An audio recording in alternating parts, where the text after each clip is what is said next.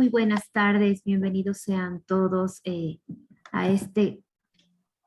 a esta jornada académica en nombre del Consejo de la Judicatura a través de la Escuela de la Función Judicial. Les damos la más cordial bienvenida a la primera videoconferencia jurídica del curso Protocolo de Minnesota para la investigación de muertes potencialmente ilícitas, que forma parte del programa de formación continua de Administración de Justicia en materia penal dirigido exclusivamente a jueces, secretarios, ayudantes judiciales, fiscales, secretarios y asistentes de fiscalía, también a defensores públicos. En esta tarde contamos con la presencia de las autoridades del Consejo de la Judicatura como delegado del señor vocal Javier Alberto Muñoz. Damos la bienvenida al doctor César Pico León, también como director de la Escuela de la Función Judicial. Me permite extender la bienvenida al doctor Danilo Caicedo Tapia, y como nuestro ponente que tendremos oportunidad de tenerlo hoy es el doctor Gustavo Villamarín Herrera, que es asesor de la Dirección de Derechos Humanos de la Fiscalía General del Estado. Antes de iniciar con esta primera jornada, me voy a permitir invitarle al doctor Danilo Caicedo Tapia, director nacional de la Escuela de la Función Judicial, quien nos va a otorgar sus palabras de bienvenida. ¿Qué tal? Un gusto saludar a todas y todos los que nos acompañan el día de hoy. Sean bienvenidos al curso Protocolo de Minnesota para la investigación de muertes potencialmente ilícitas. Antes que todo, quiero agradecer la presencia del doctor César Pico León, delegado del doctor Javier Alberto Muñoz Intriago, vocal del Consejo de la Judicatura. La iniciativa de esta capacitación nace de su voluntad de hacer una mejor justicia y en específico de abordar esta temática de enorme importancia, como lo resaltaré en mi intervención. También agradecer la presencia del doctor Gustavo Villamarín Herrera, asesor de la Dirección de Derechos Humanos de la Fiscalía General del Estado, entidad cooperante en este proceso y un buen amigo. Las Naciones Unidas, después de un proceso técnico de trabajo con expertos en derechos humanos, construyó los protocolos de Estambul y Minnesota. El primero enmarcado en el conjunto de normas internacionales para documentar la tortura, para investigar la tortura y sus consecuencias, mientras que el segundo, el que nos atañe al día de hoy, trata sobre las ejecuciones extrajudiciales, sumarias o arbitrarias. Estos protocolos establecen obligaciones de los estados en respetar y proteger la vida y la integridad de las personas. La importancia del protocolo del Minnesota radica en que el mismo que será tratado en esta jornada académica es que realmente es importante para la administración de justicia en materia de investigación y en materia de ser efectivos derechos humanos. Esta temática es parte del programa de formación continua de administración de justicia en materia penal. Este es un programa mucho más grande y radica en que su aplicación permitirá que la administración de justicia con la principal participación de juezas, jueces y fiscales y sus equipos técnicos, sobre todo sus equipos técnicos, desarrollen una labor óptima en el cumplimiento de estándares internacionales de la administración de justicia. Con lo expuesto y resaltando la importancia del protocolo de Minnesota, me permito reiterar mis agradecimientos a las autoridades presentes, a los expositores, y también agradecer la presencia y concurrencia de todas las personas que nos encontramos aquí a nivel de administración de justicia, jueces y juezas, sus equipos de trabajo e incluso autoridades del Consejo de la Judicatura. Dicho esto, me queda únicamente darles la bienvenida y declaro que este evento quede inaugurado. Muchísimas gracias, doctor Caicedo, por sus destacadas palabras. Vamos a proceder indicándoles algunas recomendaciones que son prioridad seguirlas para el desarrollo de este curso. Cada participante debe ingresar a la plataforma Zoom con su nombre y apellido. Por favor, no usar sobrenombres ni alias, con la finalidad de registrar su asistencia. En la sección del chat se enviará un link de asistencia para que los presentes de este despliegue académico hagan clic en el mismo y puedan completar correctamente los datos solicitados. En caso de generarse algún error en la carga de la página, esperamos que se volverá a intentar en breves minutos con este link de registro. Es importante mantener también encendidas sus cámaras. Esto se considerará la entrega de los certificados y también sería un acto de sumo respeto para nuestro ponente. Les sugerimos también colocarse cerca de la red Wi-Fi, donde tendrá mejor señal y así también evitar el uso de plataformas como YouTube, Netflix, entre otros, mientras dure este curso. Los micrófonos se encuentran silenciados para evitar interferencias durante la exposición del ponente. Las preguntas requerimos que se planteen por escrito en la sección del chat y serán respondidas al finalizar la ponencia. También solicitamos que éstas sean concretas, puntuales y específicas. Para iniciar con toda esta actividad, entonces doy el paso a mi compañera Estefanía Avilés, quien moderará la parte académica. Muchísimas gracias por su asistencia nuevamente. Gracias, André. Muy buenas tardes a las autoridades presentes y a los participantes. Como les decía Andrea, contamos hoy con la participación del doctor Gustavo Villamarín Herrera, quien es experto en Derecho Penal Internacional, Derecho Internacional de los Derechos Humanos y Derecho de Uso de la Fuerza. Su formación académica la cursó en la Universidad Central del Ecuador, en la Universidad Andina Simón Bolívar, en la Universidad Católica del Perú, en la Universidad de Especialidades de Espíritu Santo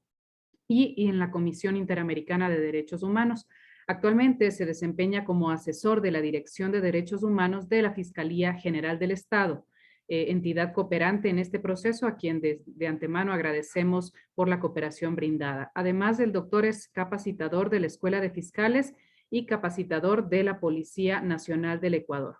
A continuación, damos la palabra al doctor Gustavo Villamarín, quien en la tarde de hoy desarrollará el tema antecedentes, objetivos y ámbito de aplicación del Protocolo de Minnesota, el Derecho Internacional de los Derechos Humanos y el Derecho Penal Internacional. Bienvenido, doctor. Tiene usted la palabra. Muy buenas tardes, doctor Danilo Caicedo, director nacional de la Escuela de la Función Judicial, doctor César Pico, delegado de la Vocalía 1 del Consejo de la Judicatura, a cargo del doctor Javier Alberto Muñoz. Todos y todas, les deseo una excelente tarde, sean bienvenidos a este curso. Un saludo especial igual a todos mis compañeros, compañeras, conocidos, jueces, defensoras, juezas que están presentes, a quienes aprecio mucho. El día de hoy vamos a tratar una temática sumamente especializada, que no tiene la difusión que debería tener en el Ecuador como la tiene en otros países y la cual proviene de normas internacionales que son de obligatorio cumplimiento para los estados basadas en estándares internacionales de derechos humanos. Usualmente se escucha hablar una reacción ante las cuestiones de derechos humanos que es una especie de rechazo general. Yo les quiero invitar en esta tarde a que si tal vez existe alguna duda, alguna inquietud, tratemos de solventarla dentro del curso, pero para los que no manejan tal vez el discurso de los derechos humanos desde una vía más general, que lo asimilen tal vez como un concepto de seguridad jurídica. Los derechos humanos también son seguridad jurídica para todos y cada una de los ciudadanos y ciudadanas y personas que habiten en cualquiera de los estados y son normas de cumplimiento obligatorio. El día de hoy les voy a empezar a compartir la pantalla. Vamos a trabajar lo que es el protocolo de Minnesota. Este es un documento elaborado para la investigación de muertes potencialmente ilícitas. Vamos a verificar y vamos a desglosar qué es una muerte potencialmente ilícita, en qué casos se aplican, en qué casos no se pueden aplicar y todas las particularidades que denota este instrumento internacional.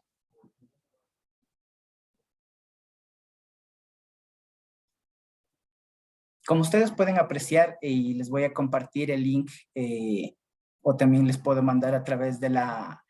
Escuela de la Función Judicial el documento. Esta es la versión en español, que es de la última versión del Protocolo de Minnesota sobre investigación de muertes potencialmente ilícitas, que está dividido en algunos capítulos. Sin embargo, para fines didácticos, se ha tratado de realizar una división más fácil de comprender, la cual abordará 4 sesiones. La de hoy que se refiere a los antecedentes, los objetivos y el ámbito de aplicación de este documento. La sesión de mañana que se referirá al marco jurídico internacional adicional al protocolo que es de obligatorio cumplimiento, la sección 3 y 4, que ya se refiere a directrices y técnicas especializadas de investigación, especialmente en el ámbito forense.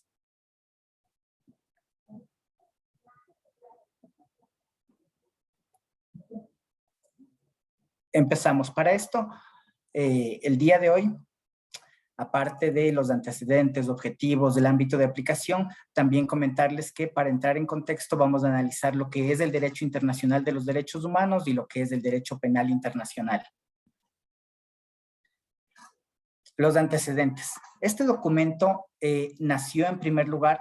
como un documento de apoyo para la investigación de casos de ejecuciones extrajudiciales por parte de organismos internacionales. Es así que en el año de 1989 se dictan los principios de las Naciones Unidas relativos a una eficaz prevención e investigación de las ejecuciones extralegales, sumarias o arbitrarias. Sin embargo, este no es el único objetivo del protocolo actualmente, ya que ha visto ampliado su ámbito de aplicación y ya lo veremos a continuación. En primera instancia, se decidió reforzar este documento, reforzarlo con procedimientos y con todas las demás técnicas investigativas necesarias para casos de privación o de violación al derecho a la vida, y es así que surge el protocolo de Minnesota en el año de 1991, luego de que varios expertos, especialmente expertos forenses, se reunieran avalados por la Universidad de Minnesota en Estados Unidos y colaboraran para la construcción de este documento, que tuvo también el soporte de varios expertos internacionales en derechos humanos y la colaboración de algunos de los estados. Los objetivos. El primer objetivo del documento es el proteger el derecho a la vida de todas las personas. Esta es una visión ampliada del objetivo del protocolo, ya que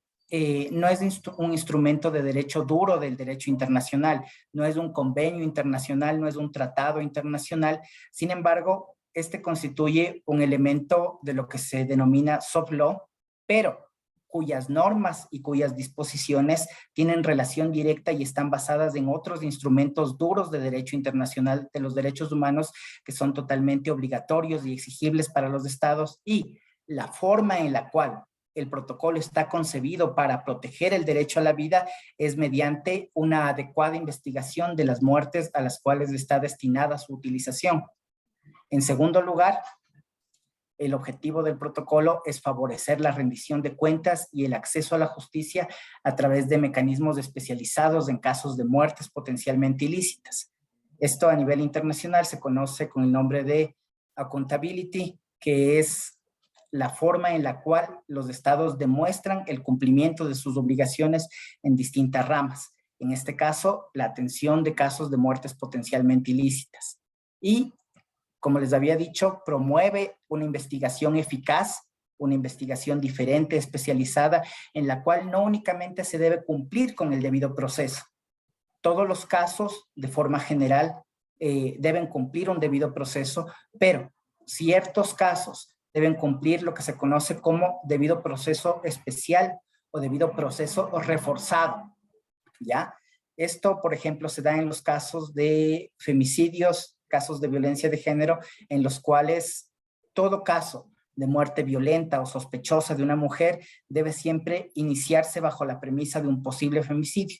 Asimismo es con los casos que nosotros veremos a continuación, que debe centrarse con una presunción de una posible violación a los derechos humanos. Y como les había dicho, el objetivo final de este protocolo es favorecer la rendición de cuentas y el acceso a la justicia a través de mecanismos especializados, no solo en casos de muertes violentas, sino en casos de desaparición de personas. Esto les voy a detallar un poquito más adelante. Y obviamente la investigación para casos de desaparición forzada de personas. El ámbito de aplicación, como les había dicho, este documento fue construido inicialmente para todos los casos de ejecuciones extrajudiciales, pero luego los expertos decidieron que no solo los casos de ejecuciones extrajudiciales debían ser atendidos de forma prudente y de forma eficiente y detallada, sino todos los casos de muertes que pudieron haber sido causadas por actos u omisiones del Estado.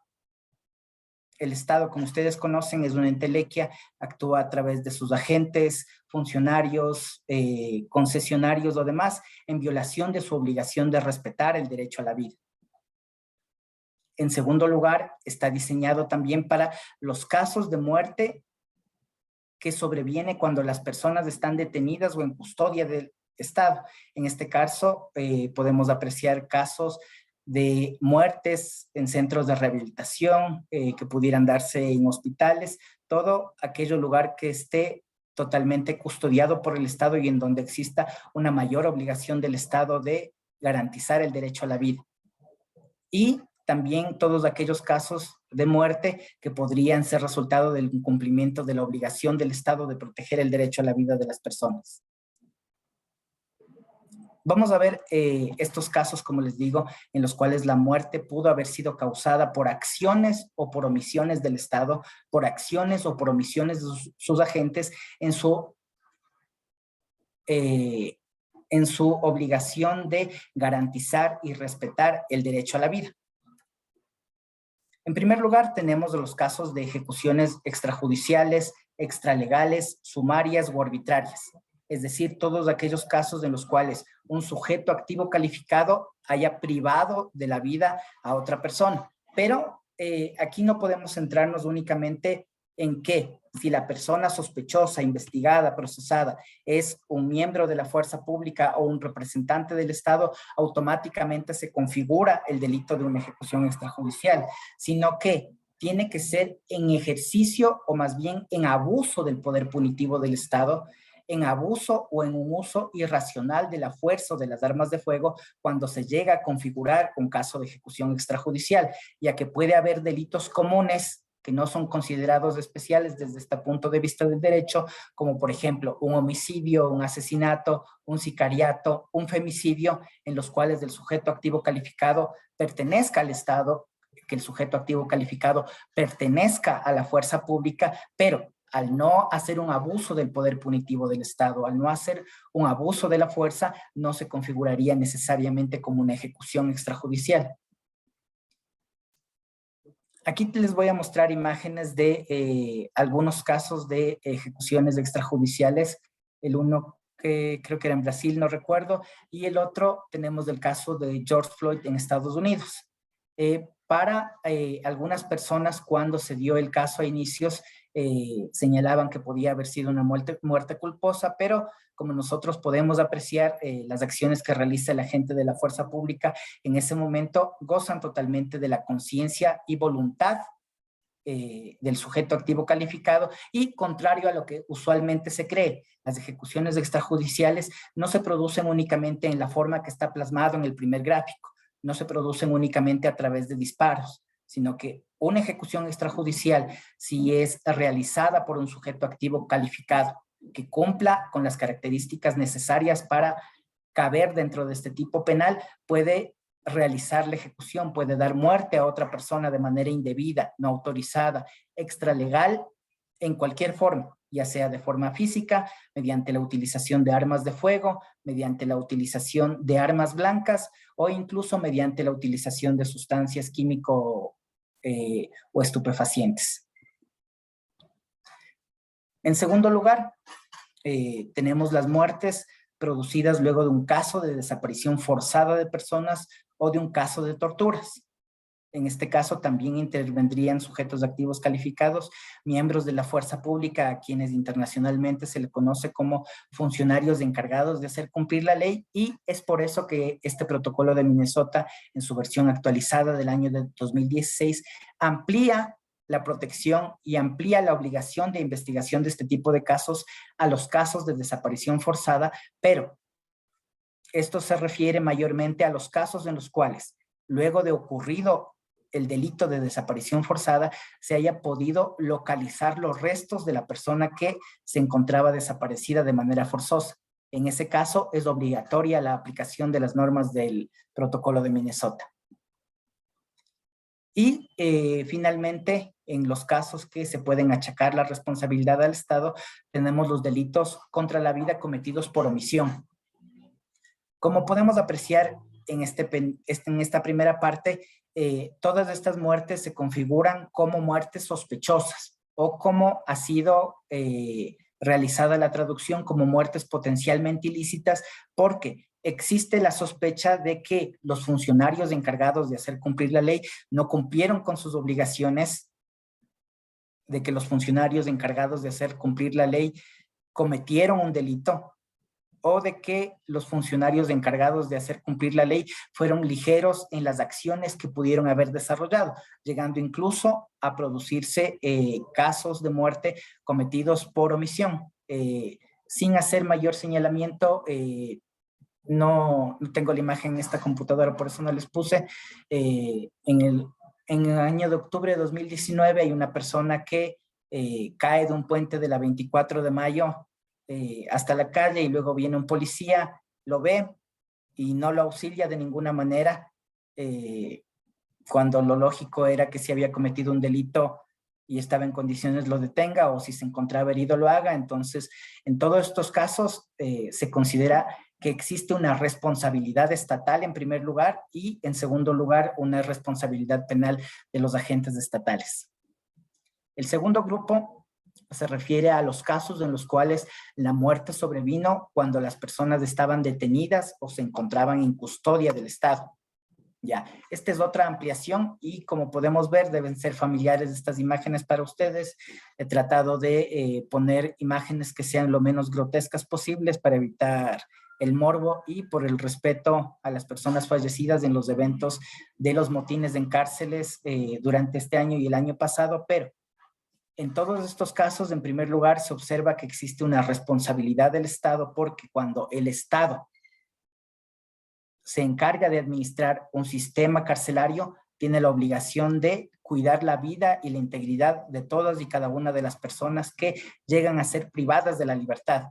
ya sea por medidas cautelares personales o por la existencia de una sentencia condenatoria ejecutoriada. En estos casos también es obligatoria la atención a este instrumento internacional para cumplir con todos los requisitos que establecen este tipo de investigaciones, porque el problema, si no se lo realiza de esta manera, puede derivar en dos situaciones. Una, que es la impunidad, y en segundo lugar, puede derivar en que algún momento estos casos puedan ser revisados por organismos internacionales, y si llegan a ser revisados por organismos internacionales, que se llegue a llamar la atención del Estado ecuatoriano en estos casos, o en su defecto, que incluso se pueda llegar a condenar al Estado ecuatoriano por sus omisiones o por sus malas actuaciones, incluso dentro del ámbito judicial. ¿Ya? Esto actualmente implica que exista una condena al Estado a pagar una indemnización, y de acuerdo a las últimas reformas legales, esta indemnización finalmente tiene que ser revertida a quienes causaron esta violación a los derechos humanos en el ámbito de la administración de justicia, porque ahora es una obligación que cada institución pague las indemnizaciones. Antes, las indemnizaciones a los casos en los cuales se condenaba al Estado ecuatoriano eran canceladas por el Ministerio de Economía y Finanzas, pero ahora se afecta directamente al presupuesto de cada una de las instituciones estatales, y es por esta razón que se facilitarían los procesos de repetición en estos casos. Aquí también entrarían todos los casos de muertes de personas que no necesariamente están detenidas en una prisión, pero que habrían sido aprehendidas, retenidas, detenidas, o que estuvieran hospitalizadas o recluidas en cualquier centro de salud. Cuando se encuentran en un lugar en el cual existe mayor responsabilidad de parte del Estado, es una obligación que se utilice el protocolo de Minnesota. Por ejemplo, hay casos en los cuales hay conscriptos que murieron en cuarteles, que pudieron haber muerto por causas naturales o pudieron haber muerto por cualquier otra causa, pero para evitar suspicacias y para favorecer el derecho a la verdad y el derecho a la protección judicial que tienen estas personas, es necesario siempre evidenciar que el Estado no tuvo responsabilidad de hacerlo así, y en el caso de que si exista una responsabilidad internacional, favorecer ese derecho a la verdad y favorecer también la existencia de responsabilidades penales para los correspondientes procesamientos y condenas de ser pertinentes. Y finalmente tenemos Otra categoría a la cual el protocolo decidió ampliar el ámbito de protección del protocolo de Minnesota, que son los casos en los cuales la muerte podría ser el resultado del incumplimiento de su obligación de proteger el derecho a la vida. Esto en primera instancia abarcaría para todos los casos, pero existen casos más especiales en los cuales es necesaria la aplicación de este instrumento, como por ejemplo en los casos en los cuales resulte afectado el derecho a la vida de una persona que se encuentra en el programa de protección a víctimas testigos de la Fiscalía, o en los casos de personas que tienen medidas cautelares de parte de organismos internacionales, como por ejemplo la Comisión Interamericana de Derechos Humanos. Estas son las recomendaciones generales para la utilización del protocolo y verificar la pertinencia de su aplicación con relación a los casos. Sin embargo, varias de sus normas pueden ser utilizadas también para la investigación de otros delitos en contra de la vida, y esto ya es una recomendación de forma general que ustedes verificarán la pertinencia de la utilización del instrumento, de así considerarlo, o la pertinencia de la utilización de una o varias de sus normas en cuanto a la atención de diligencias o de investigaciones específicas que sean necesarias realizar para llegar al establecimiento de la verdad. Además, este instrumento no se utiliza únicamente en los países en los cuales se aplica como un medio de investigación, sino que también sirve para los juzgadores para que ellos puedan apreciar el grado de calidad de la investigación y puedan poder establecer un criterio sobre la existencia del delito, la existencia de posibles responsabilidades, y puedan llegar a un grado de convicción suficiente en atención a la seriedad con la cual han sido realizadas las investigaciones. También puede utilizarse en menor medida por parte de organismos nacionales e internacionales de derechos humanos, como la Defensoría del Pueblo, la propia Comisión Interamericana de Derechos Humanos, la Corte Interamericana de Derechos Humanos, que analiza si en casos de ejecuciones extrajudiciales o en casos de violación al derecho a la vida se utilizó o no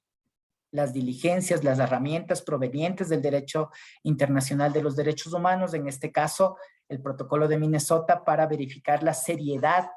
y efectividad de sus investigaciones. Como les había dicho, este instrumento es un instrumento de derecho internacional, no es un tratado, no es una convención, tampoco es un libro temático doctrinario editado por las Naciones Unidas, sino que es una compilación de procedimientos de los mayores expertos del mundo en antropología forense, en medicina legal, en patología forense y otras ramas sumadas a la rama jurídica para poder investigar de mejor manera los casos de violaciones al derecho a la vida. Obviamente, este protocolo lo que tiene es normas mínimas para la investigación. Algunas, les adelanto, como ya veremos en las próximas sesiones, nosotros incluso las hemos rebasado en algunos ámbitos. Por ejemplo, si ustedes conocen cuando la Fiscalía General del Estado se denominaba como Ministerio Público, cuando todavía pertenecía a la Procuraduría General del Estado, los casos de autopsia no se realizaban con los diseños anatómicos. Y a partir de un momento, no a través del protocolo de Minnesota, pero a través de otros organismos internacionales, se recomendó el diseño de estas figuras anatómicas para una mayor facilidad en este tipo de casos y que las autopsias pudieran ayudar y evidenciar de mejor manera a descubrir la verdad. Y algunas de estas cosas básicas fueron incorporadas porque es un instrumento que fue diseñado para todos los países, tanto para aquellos estados que gozan de mayores recursos como para aquellos estados que gozan de menores recursos y que no les es posible implementar todas y cada una de las recomendaciones, estrategias o mecanismos que establece este instrumento. Pero, como les digo, este es un instrumento de derecho internacional que, pese a no ser un tratado y ser un instrumento de soft law, se lo puede clasificar así, todas y cada una de sus disposiciones están basadas en otros instrumentos internacionales vinculantes y que sí pertenecen al derecho duro del derecho internacional de los derechos humanos que veremos a continuación.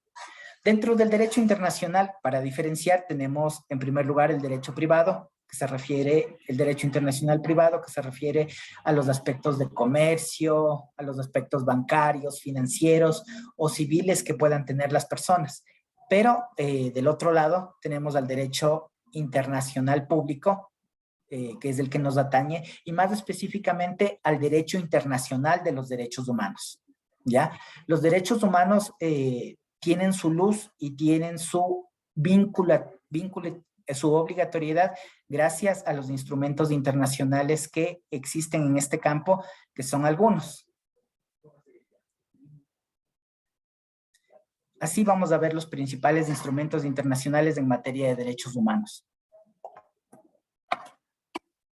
Ya, en primer lugar, y por una referencia directa de cercanía, tenemos la Convención Americana sobre Derechos Humanos,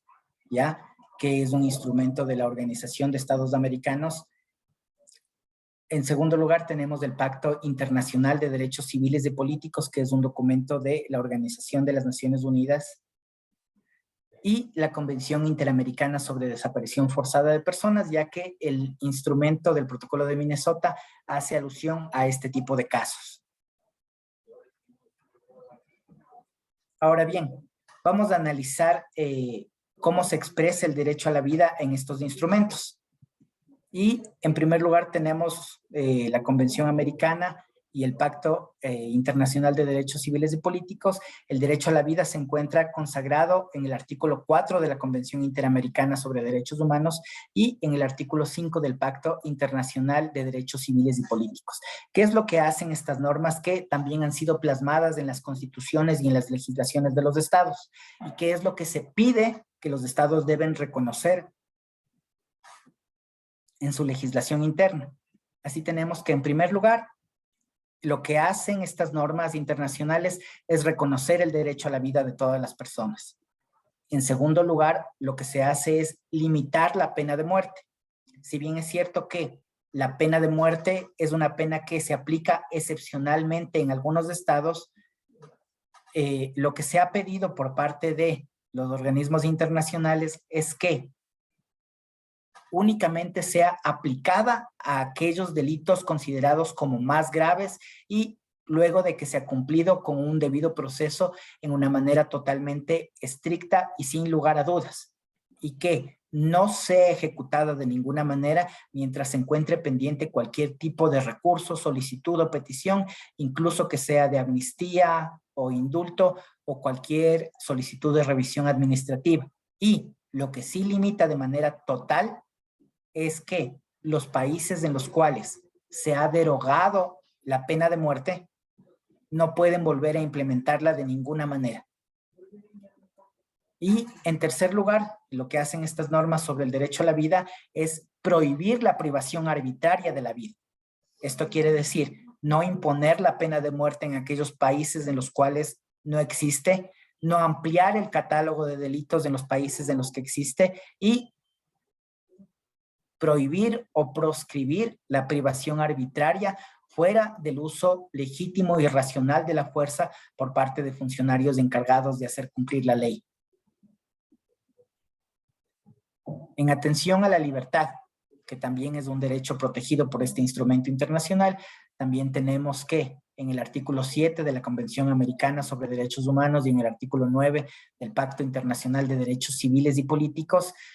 este derecho también establece 3 puntos que también tienen que ser considerados en las legislaciones de todos los estados y por parte de los operadores de justicia. El que es, en primer lugar, reconocer el derecho a la libertad de todas las personas, incluido en este campo el derecho a la libertad de movilidad, el derecho de prohibir las detenciones ilegales y arbitrarias de las personas, que solo se cumpla el debido proceso y la seguridad jurídica en todos los casos, y el exigir la existencia de recursos ágiles y eficientes para los casos de privación de la libertad.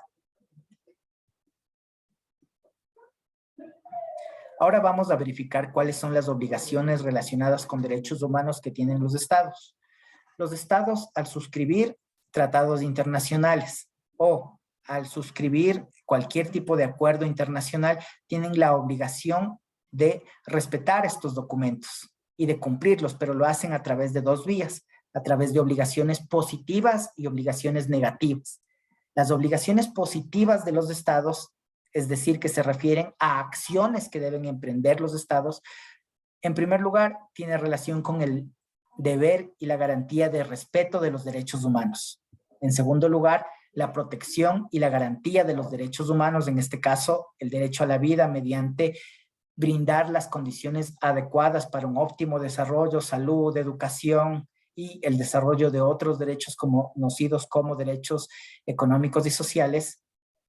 Tiene el deber de promover los derechos humanos de todas las personas en cualquier condición que se encuentren, y no solo los derechos que antes eran considerados como derechos fundamentales, sino todos los tipos de derechos que puedan existir, que inclusive en algún momento se llegó a denominar al acceso a las telecomunicaciones como derechos de cuarta generación, que eso ya está en el pasado porque todos los derechos son de la misma jerarquía, interrelacionados e interdependientes, pero el Estado tiene la obligación de promover todos estos derechos. Y en casos de violaciones a derechos humanos, ya sea que sean cometidos por agentes estatales o que sean cometidos por particulares, existe la investigación, la obligación de investigar. En cambio, con relación a las obligaciones negativas que tienen los estados, existe la obligación de abstenerse de violar los derechos humanos. En este caso, mediante la abstención de realizar un uso irracional, desproporcionado e ilegítimo de la fuerza, mediante abstenerse de utilizar el poder punitivo del Estado de forma irracional, ilógica o violando las garantías del debido proceso. Entonces, cuando hablamos de violaciones de derechos humanos es porque en algún momento no se cumplieron con estas obligaciones positivas, pero en lo que atañe al cumplimiento del protocolo es porque se verificó que de alguna manera existen indicios o sospechas sobre que puede existir una posible violación a derechos humanos en cualquier estado, ya sea en la ejecución del hecho delictivo o en la falta de una investigación adecuada por parte de los operadores de justicia que tienen a cargo adelantar estas investigaciones o, en su defecto, juzgarlas o analizarlas.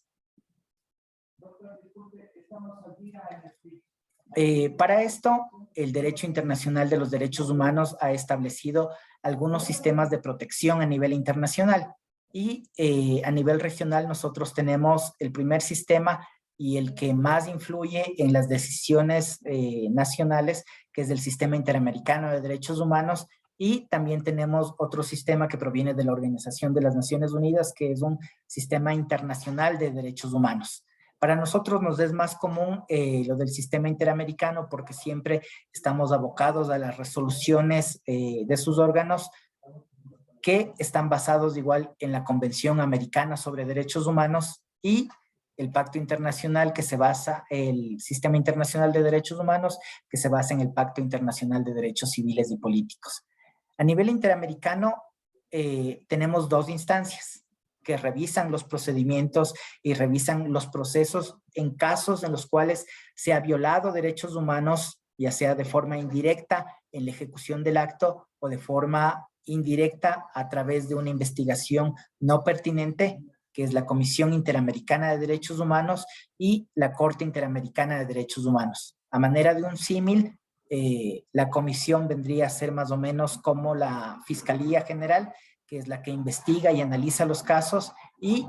establece informes de admisibilidad, informes de fondo y acuerdos amistosos en los casos en los cuales el Estado acepta su responsabilidad, y la Corte Interamericana de Derechos Humanos, que es cuando no existe un acuerdo entre el Estado y la persona que presenta su petición por un caso de violación a derechos humanos.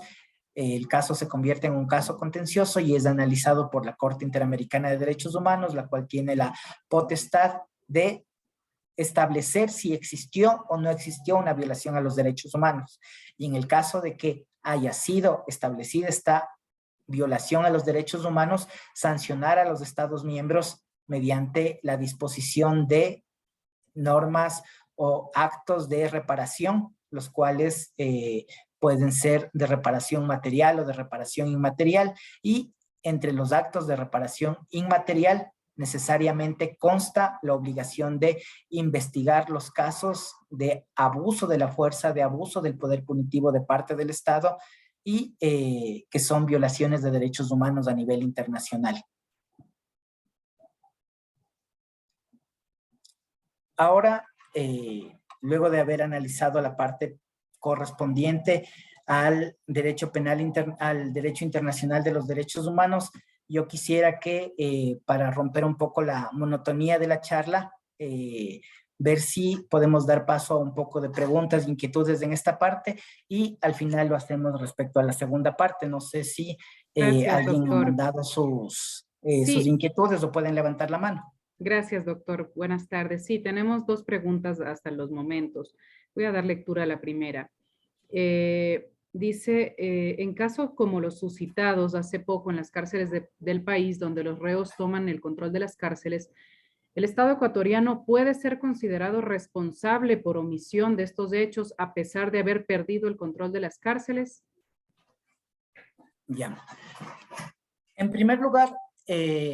y como les había señalado, en este tipo de casos siempre existen 2 tipos de responsabilidad. Una que se refiere a la responsabilidad internacional del Estado y otra que se refiere a la responsabilidad personal, subjetiva o responsabilidad en el ámbito penal. En todos los casos en los cuales se han realizado estos motines carcelarios,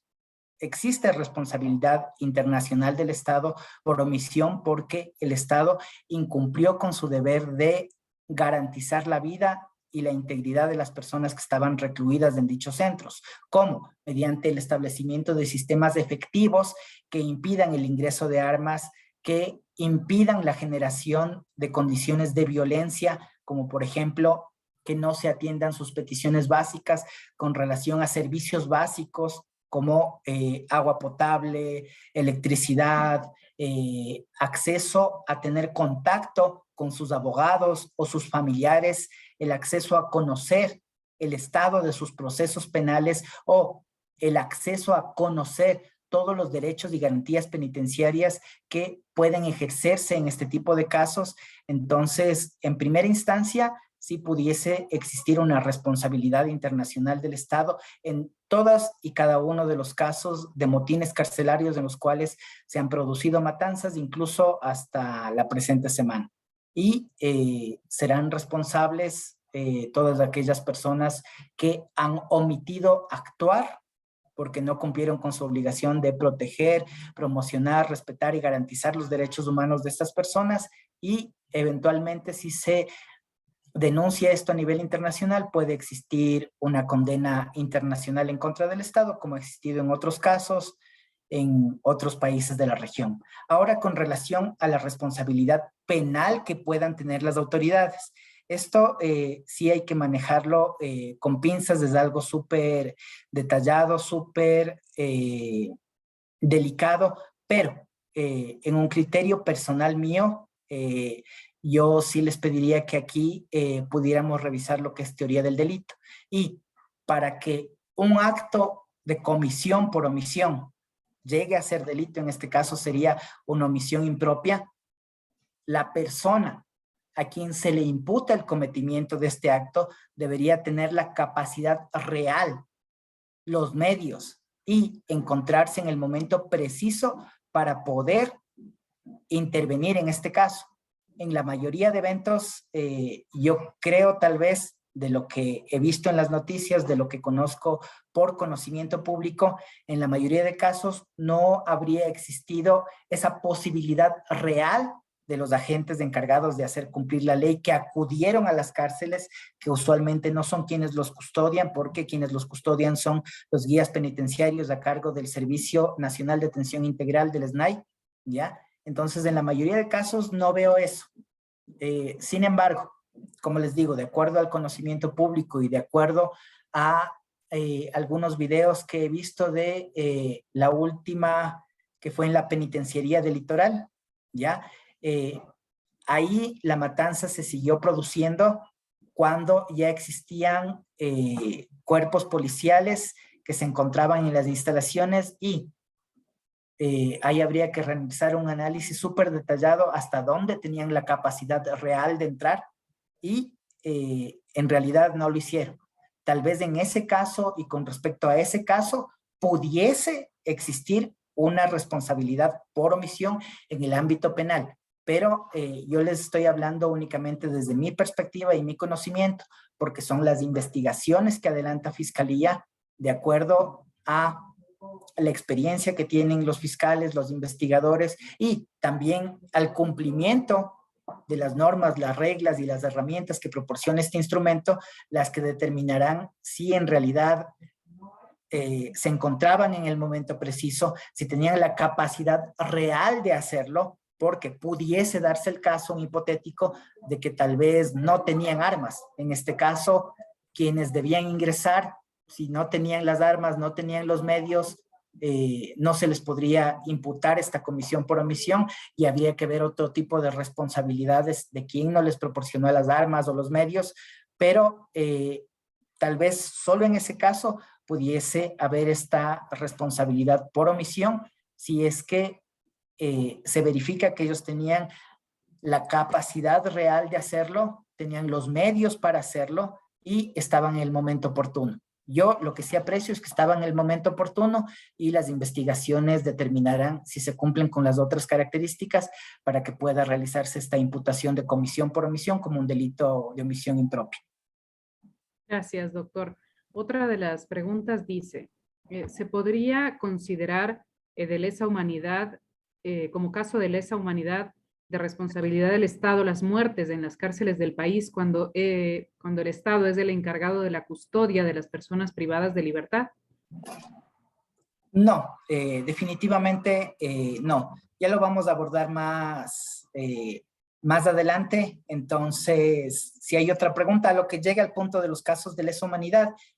respondo la pregunta para que tenga mayor contexto. Sí, hay otra pregunta, doctor. Dice, en el caso de los delitos de ejecución extrajudicial, ¿se puede aducir como defensa el estado de necesidad y la legítima defensa? Dice la doctora Ángela Chuchuca. Ya. Estado de necesidad, en un caso de ejecución extrajudicial, le veo muy difícil, porque si en un estado de necesidad se agrede a una persona mediante un uso irracional de la fuerza,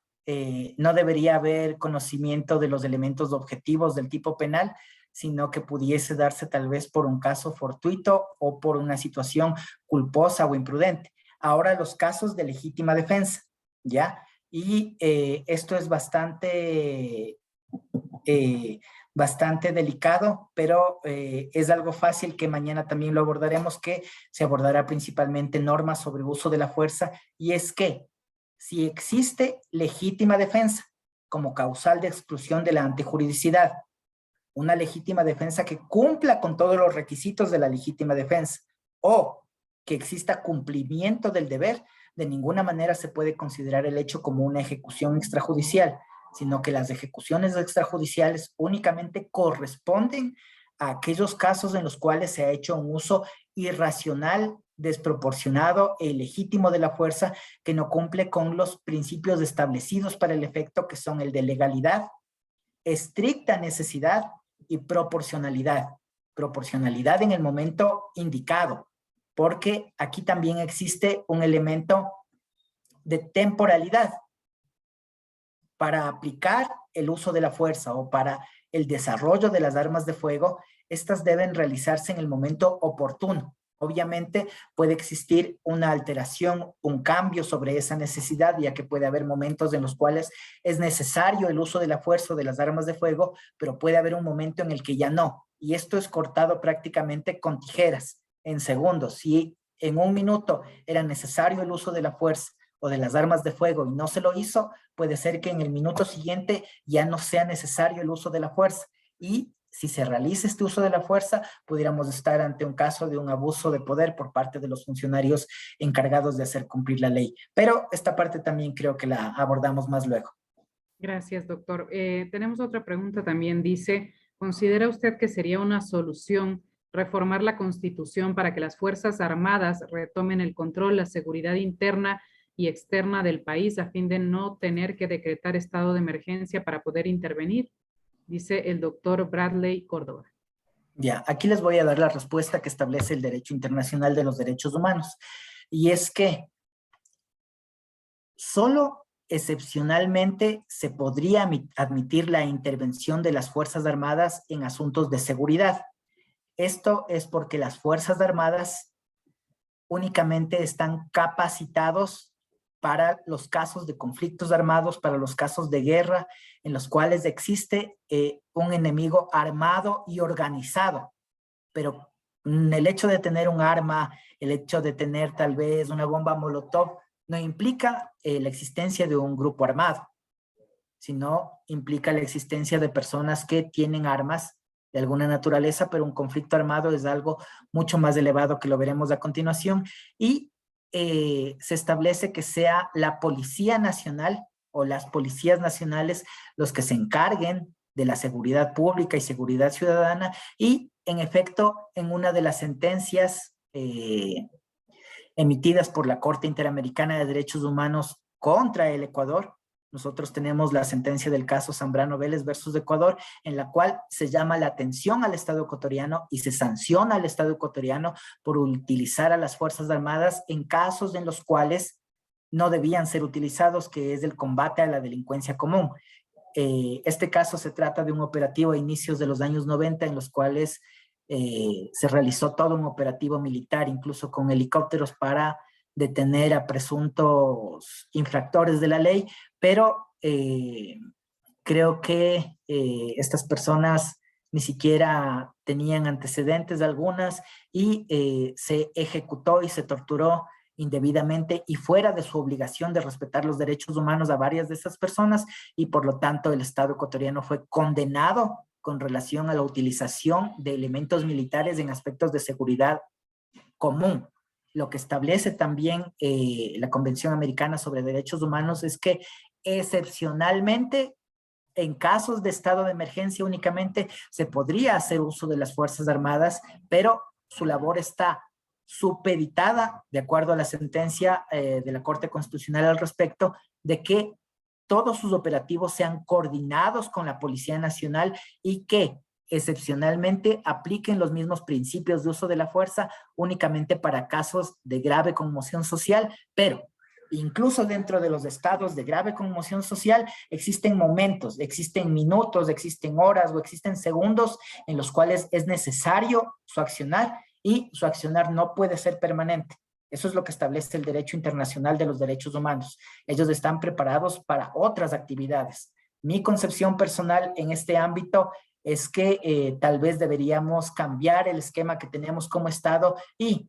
parte de los recursos que se destinan a las Fuerzas Armadas empezar a ser destinados a la Policía Nacional para que ellos sean formados y capacitados en uso de la fuerza, pero íntimamente relacionado con normas de derechos humanos, de debido proceso y seguridad jurídica, para que sea la Policía Nacional especializadamente quien se encargue de controlar la seguridad ciudadana. Gracias. Doctor, tenemos otra pregunta. Dice, ¿cuál es la diferencia entre ejecución extrajudicial y extralimitación del uso de la fuerza con resultado de muerte? Dice el doctor Alcíbar Tulcanazo. Ya, esta parte también la vamos a abordar en la última parte. Sí estoy pendiente, no me voy a acordar el nombre del compañero, pero sí está en el desarrollo de la exposición. Gracias, doctor. ¿Podemos continuar entonces? Claro, listo. Entonces, ahora, ya que hemos abordado cuál es el ámbito de aplicación para verificar la pertinencia del instrumento a los casos de violación al derecho a la vida, luego de abordar el derecho internacional de los derechos humanos, que es el que rige también todas nuestras actuaciones como funcionarios públicos, vamos a verificar un área bastante especial del derecho, internacional, que es el derecho penal internacional. Este es un derecho relativamente nuevo, tiene menos de 100 años, se podría decir que todavía es un derecho que se encuentra en construcción, pero que ya tiene unos hitos y un norte bastante marcado y que es de una obligatoriedad mayor para los estados. Así vemos que el derecho penal internacional a primera instancia es una mezcla entre derecho penal y derecho internacional, pero ¿qué derecho internacional es el que se mezcla con este derecho penal? No es cualquier derecho, como les había dicho, es el derecho internacional de los derechos humanos que se refiere a los actos de uso de la fuerza y uso de las armas de fuego por parte de agentes estatales. Entonces, en estos casos nosotros tenemos un accionar legal, legítimo, necesario y proporcional en algunos casos en los cuales la actuación de los funcionarios encargados de cumplir la ley, como decía la doctora Chuchuca, pueden ser actos que no sean considerados como delictivos porque puede existir una causal de antijuridicidad de los mismos porque fueron realizados o en legítima defensa propia o de terceros o porque pueden corresponder al legítimo y legal accionar de los funcionarios policiales, militares, o que también tienen la posibilidad de utilizar la fuerza otros agentes especiales como los guías penitenciarios, el personal del Sistema Nacional de Atención Integral, y se puede decir también que pueden utilizar la fuerza y podrían caber dentro de esta categoría de realizar funciones de policía o realizar funciones de control los agentes aduaneros y los agentes municipales, metropolitanos, los agentes civiles de tránsito, quienes tendrían excepcionalmente la posibilidad de utilizar la fuerza para una detención, pero de ninguna manera utilizar las armas de fuego. Pero en este caso sí se realiza una división de lo que se podría considerar como una detención ciudadana, porque ellos no son ciudadanos comunes, sino que también tienen esta obligación de respetar derechos humanos al representar al Estado. Ahora vamos a ver las características de este derecho penal internacional, que son bastante particulares. Y es así que podemos decir que desde su inicio este es un derecho sui generis, que no se parece a otros derechos que tienen normas especiales que incluso para el común de los operadores de justicia o el común de los abogados podrían decir que se contraponen a otras normas existentes de derecho penal, pero la respuesta y la salvedad a esto se encuentra en la Constitución de la República y su bloque de constitucionalidad, incorporado a partir del artículo 424 y siguientes, y todos y cada uno de los tratados internacionales. Como ustedes conocen, no es que todos los tratados de derechos internacionales tienen un rango superior. En efecto, se establece, según este bloque de constitucionalidad, que es la Constitución la que mantiene la jerarquía máxima, con excepción, claro está, de las normas internacionales de derechos humanos que sean más favorables. En este caso, de mi experiencia, yo tengo identificado que por lo menos se incorporarían a la Constitución como un rango superior por favorecer los derechos humanos de mejor manera, aproximadamente 600 normas adicionales. Es así que con ese bloque de constitucionalidad, la Constitución podría llegar a tener casi 1000 artículos. Obviamente es imposible conocerlos todos, es imposible estar pendiente de todos, pero cada uno dentro de nuestras ramas de especialización sí tenemos que procurar y tender a verificar cuáles son esos estándares que, como les digo, en su mayoría las normas establecidas en varios instrumentos internacionales tienen un rango de protección más elevado por tener más elementos objetivos que protejan a los derechos o porque establecen mecanismos, garantías o herramientas para favorecer el cumplimiento o la investigación de casos de violaciones de derechos humanos, ya sea en el ámbito penal o únicamente en el ámbito relacionado con la responsabilidad del Estado a nivel local o a nivel internacional. En segundo lugar, podemos decir que este es un derecho mixto. Esto tal vez empiece a sonarles un poquito a que viola la legalidad, pero no es así. Porque al nosotros tener el derecho internacional como fuente para el derecho penal internacional, se abren varias posibilidades. Y es así que este principio de crimen, nullum crimen sine lege, tiene otra característica. Pero De aquí, para que sea más fácil la comprensión, vamos a partir de otro instrumento internacional que es el Estatuto de la Corte Internacional de Justicia, que no es la misma que la Corte Penal Internacional. La Corte Internacional de Justicia se encarga de las controversias, por ejemplo, de límites entre los estados u otro tipo de controversias de derecho público que no tienen que ver con violaciones de derechos humanos y que fue establecido a manera seguida de la creación de la Organización de las Naciones Unidas.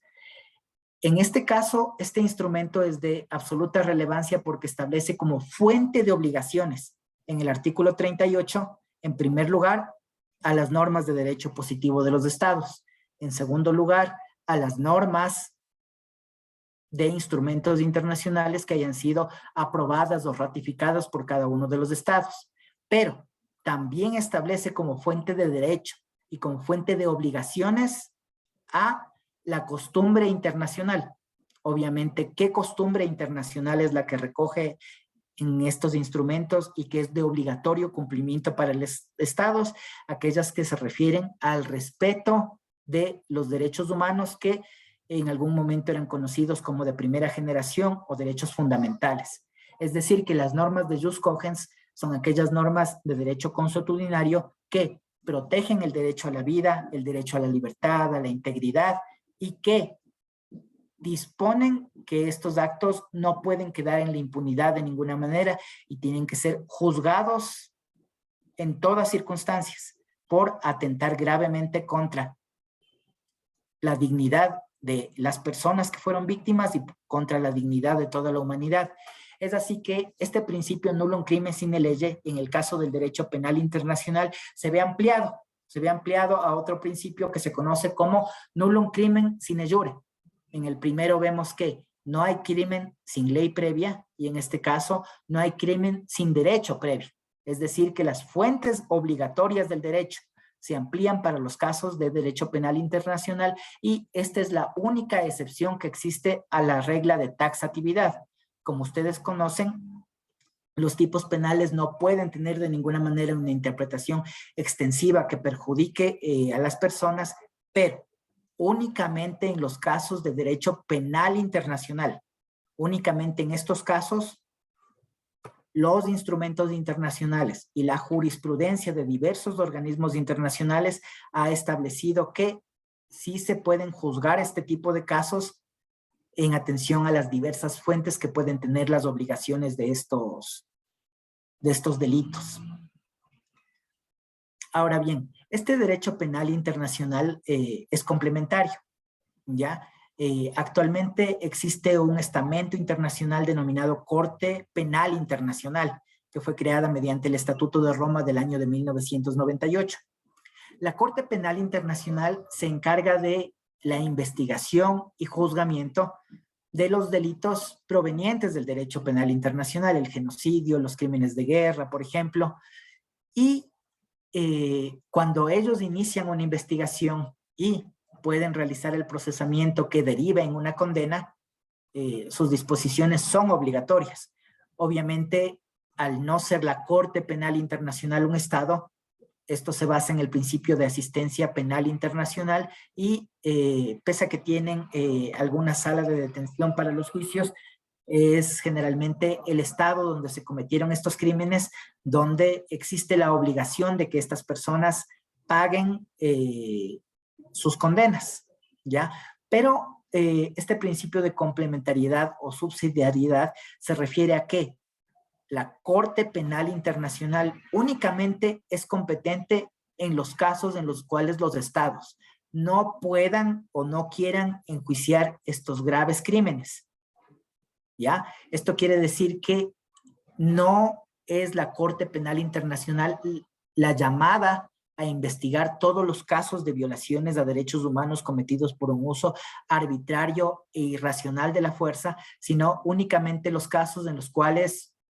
no existan las condiciones en cada uno de los estados para realizar estos juzgamientos y, como les digo, no se quiera por razones políticas o no se pueda o no se haya podido por razones de tipo financiero o cualquier otro tipo de razón. Solo en esos casos estos casos llegan a conocimiento de la Corte Penal Internacional, y de ahí radica la importancia y el objetivo del Protocolo de Minnesota y lo que estamos visualizando en este momento, que es que los crímenes de derecho penal internacional tienen que ser investigados y sancionados en el caso de ser pertinentes en primera instancia por los estados nacionales, que son los primeros llamados a cumplir con la obligación de investigar, y no solo aquellos casos en los cuales se denuncia expresamente que existe una violación a derechos humanos, que existe una presunta ejecución extrajudicial, sino en todos los casos en los cuales se sospeche que puede haber una violación de derechos humanos o que el umbral de protección de los derechos humanos, en este caso vida y libertad, no fue satisfecho mediante una garantía apropiada de parte de los estados. Y aquí tenemos también que todos estos casos son imprescriptibles, es decir, que la persecución penal de estas infracciones, sea en cualquier tiempo que hayan sido cometidos, nunca se puede alegar la prescripción para evitar realizar la investigación, procesamiento, juzgamiento o, si es pertinente, la condena. Y también que tienen una jurisdicción universal, es decir, que todos y cada uno de los estados del mundo pueden proceder con la investigación y el resto del proceso penal en aquellos casos en los cuales existan víctimas de crímenes internacionales, en algunos casos así no sean de sus países de origen, como por ejemplo en el caso de Augusto Pinochet, que fue procesado, todos sabemos, por Baltasar Garzón, y se logró una extradición desde el Reino Unido, porque el cometimiento de cualquier crimen internacional es imprescriptible y tiene esta característica de jurisdicción universal, pero no vamos a esperar nosotros como operadores de justicia que sea la Corte Penal Internacional o un tercer estado el que proceda con el juzgamiento cuando sea pertinente o cuando lo consideren. Tampoco es que esto es algo que se hace todos los días, pero en primera instancia son los estados nacionales, como les digo, los que tienen la obligatoriedad de atender este tipo de infracciones. Ahora vamos a ver cuáles son estos crímenes provenientes del derecho penal internacional, y en primer lugar tenemos el crimen de genocidio. Luego tenemos a los crímenes contra el derecho internacional humanitario o crímenes de guerra que se desarrollan únicamente en casos de conflictos armados. Luego tenemos el crimen de agresión ilegítima, los crímenes de lesa humanidad, que estaba preguntando algún compañero, ya lo vamos a desarrollar con atención al enfoque de cárceles, y los crímenes de graves violaciones a los derechos humanos. Como ustedes conocen, a nivel local, la terminología que utiliza el COIP para dividir las infracciones penales únicamente se refiere a casos de delitos y casos de contravenciones. No obstante, el derecho internacional y el derecho penal internacional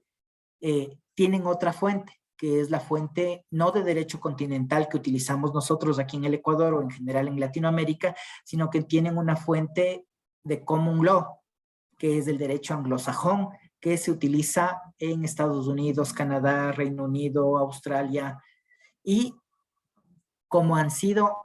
esos estados o los representantes de dichos estados los que en primera instancia favorecieron la creación de la Organización de las Naciones Unidas, han sido personas provenientes de esos estados los que han favorecido la creación de comités, organizaciones, secciones, oficinas, departamentos.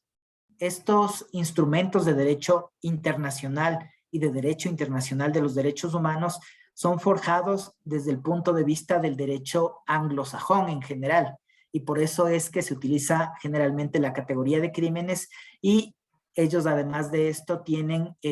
únicamente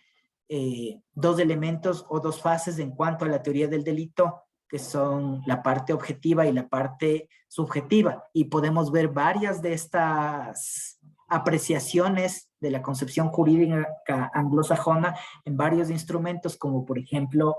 la Convención Internacional contra la Tortura y otros tratos o penas crueles, inhumanos o degradantes, en donde se establece como elemento objetivo de la tortura que la tortura sea intencional,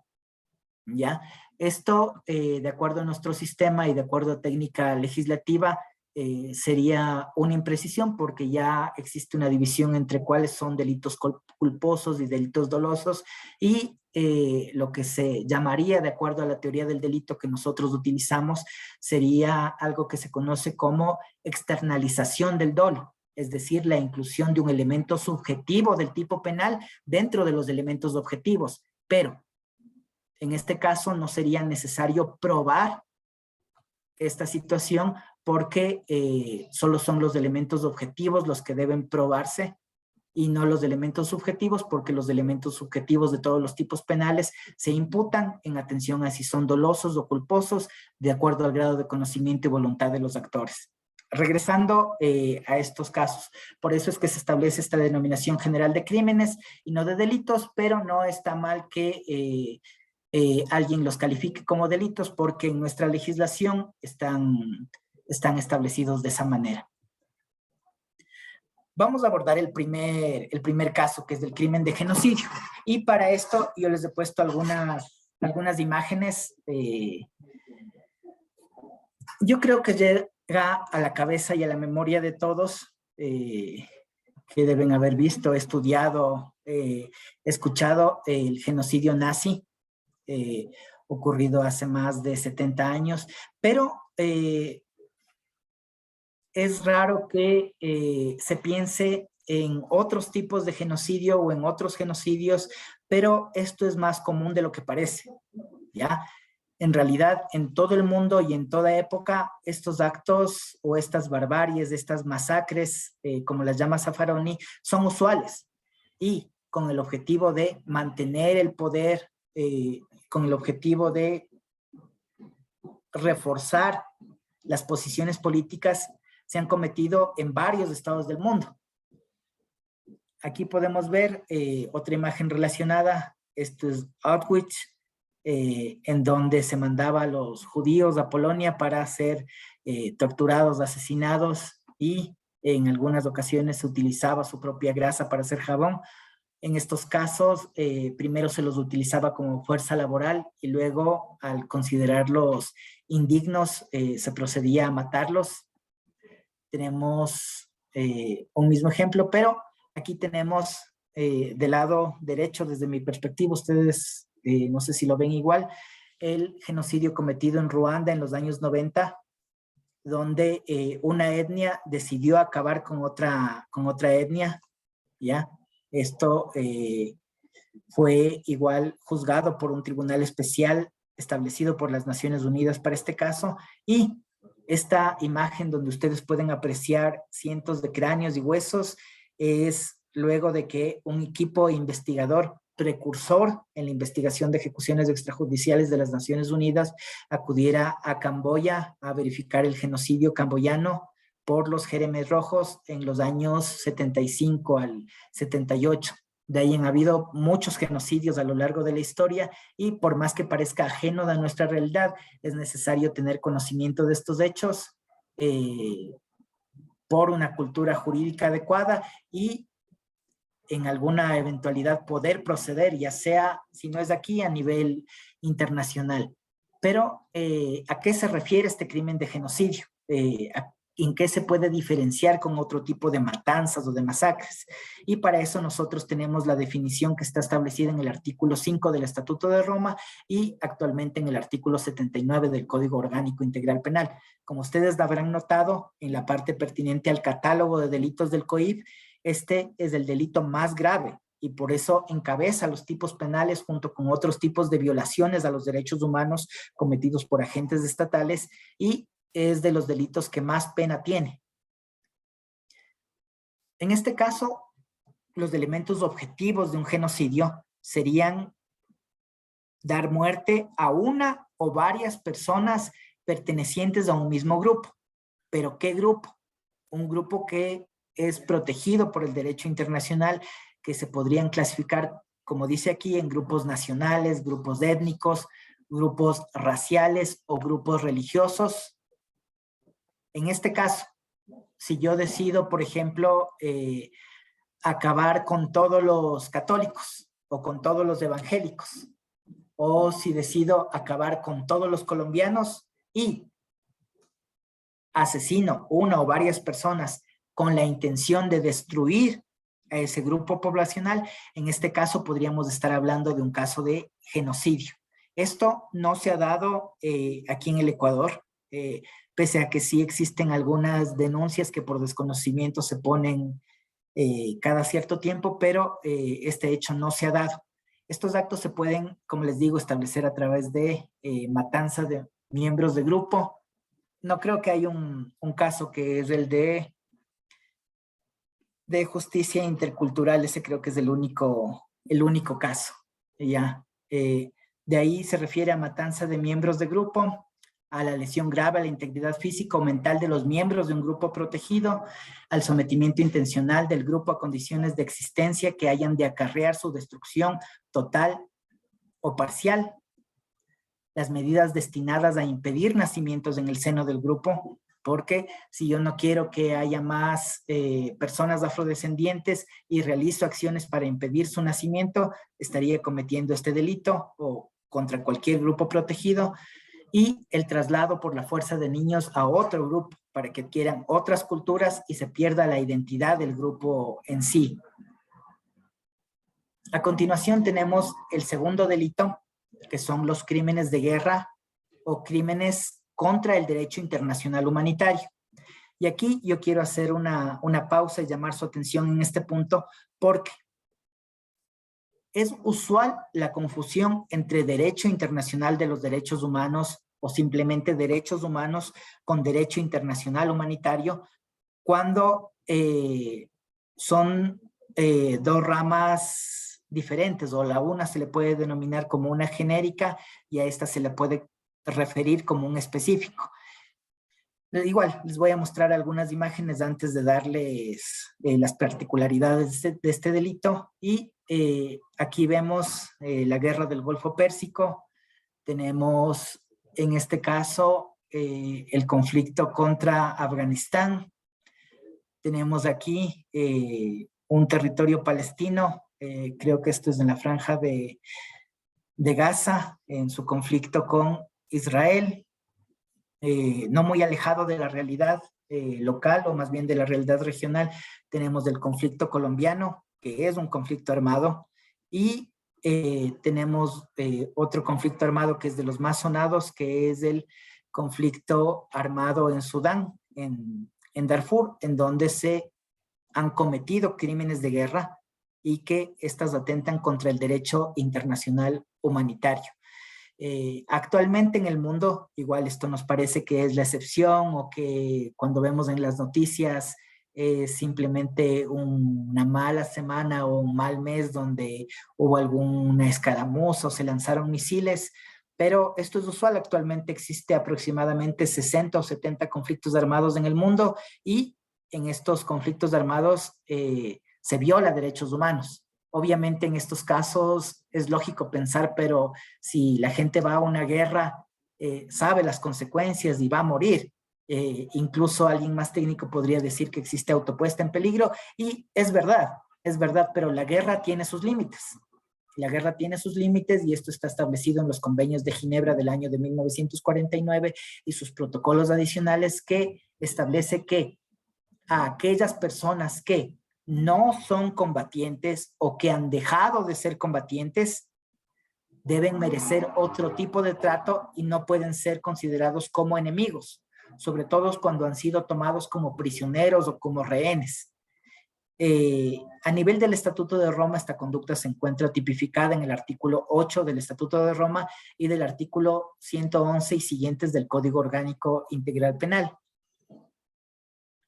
Esto se refiere a otras dos subramas del derecho, que es el derecho de los conflictos armados, que se conoce por sus términos en latín, que son los más populares, como jus ad bellium y jus in bellium. El jus ad bellium es la facultad o el derecho de recurrir a la guerra. Esto también suena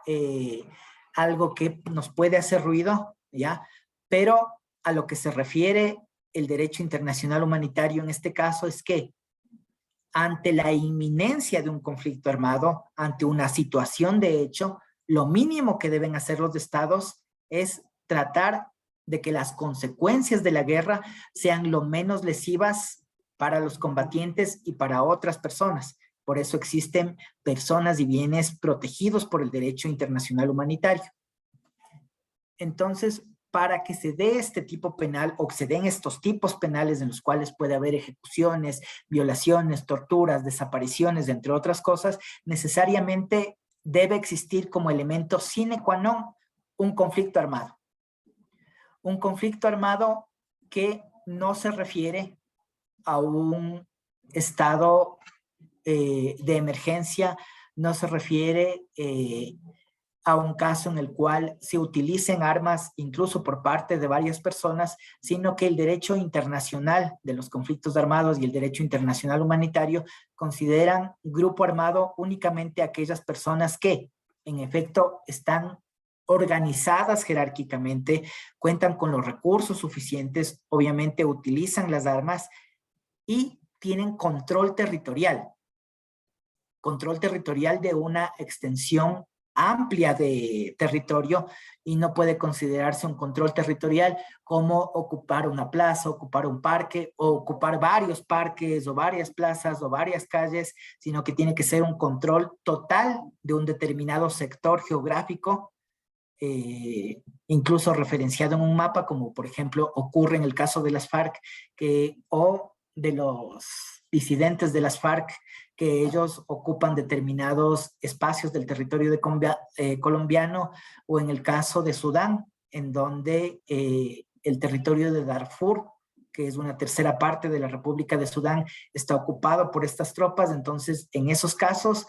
se puede considerar como un conflicto armado. Estos conflictos armados se dividen en dos: conflictos armados internacionales y conflictos armados no internacionales. Pero, como les señalo, los casos de grave conmoción social de ninguna manera pueden ser considerados como conflictos armados no internacionales. Y es bastante curioso porque del registro que nosotros tenemos aquí en Fiscalía General del Estado, hay aproximadamente, creo que 500 noticias del delito desde el 10 de agosto del año 2014 hasta estas fechas por la Comisión de Crímenes contra el Derecho Internacional Humanitario. Un caso bastante sonado creo que es el de Cynthia Viteri, y sin querer meterme mucho en los casos, y si ella tiene responsabilidad o no tiene responsabilidad sobre sí, existe algún tipo penal o cualquier tipo de responsabilidad que pueda haber, al habérsela acusado de uno de los tipos penales contenidos en el capítulo de delitos o crímenes de guerra, delitos contra el derecho internacional humanitario, de ninguna manera se podría configurar ese tipo penal de esa manera y a través de esa norma, porque no estamos en conflicto armado, y el Ecuador no ha estado en conflicto armado desde el año de 1995. Si tal vez pudiera existir una excepción a esta regla haciendo memoria, pudiera ser tal vez relacionado con los hechos de Angostura, pero el hecho de que se cumplan los elementos objetivos de este capítulo no implica necesariamente la comisión de esos delitos, porque están restringidos totalmente a la existencia de un conflicto armado. El hecho de que existan tal vez militares en la comisión de estos delitos, que generalmente se confunde, existe esta confusión por que los militares están entrenados para la guerra en primera instancia, pero de ninguna manera podría configurarse estos crímenes a menos que exista un conflicto armado. Obviamente existen situaciones en las cuales a los estados no les gusta o no les conviene reconocer la existencia de un conflicto armado. Por ejemplo, tenemos aquí el caso que ya les mostré, el caso colombiano, ¿ya? Pero este conflicto armado no internacional ha sido reconocido por varios organismos internacionales de derechos humanos y por parte de algunos expertos como un caso que sí cumple con los requisitos necesarios para ser clasificado como tal.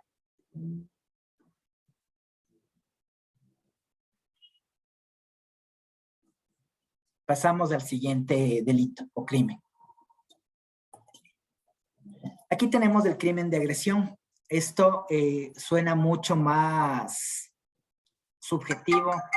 mucho más incomprensible, pero en este caso nosotros no podríamos establecer su desconocimiento, ya que está establecido